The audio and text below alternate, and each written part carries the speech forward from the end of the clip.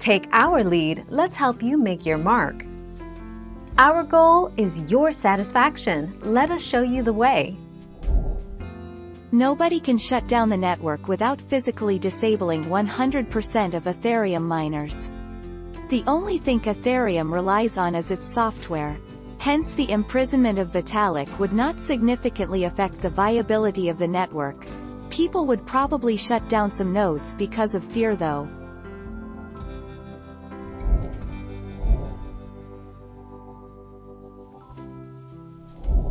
Make your mark, take our lead. Ethereum 2.0 is an upgrade to the already existing Ethereum blockchain. It aims to increase the speed, efficiency, and scalability of the Ethereum network, enabling it to address the bottlenecks and increase the number of transactions. Thank you for watching. Please subscribe and hit the bell notification.